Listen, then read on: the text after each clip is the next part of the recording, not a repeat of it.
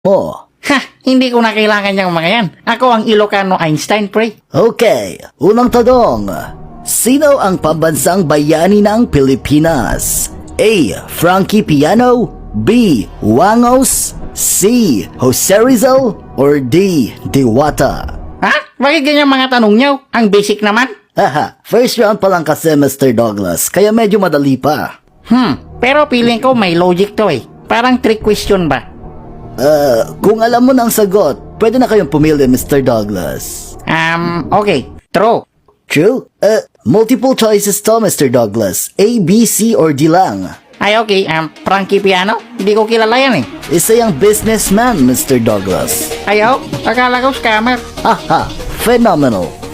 Medyo alam ko na. Okay? Dalawa lang ang pinagpipilian ko dito eh. Letter A, Frankie Piano at yung letter B, Wangos. Okay?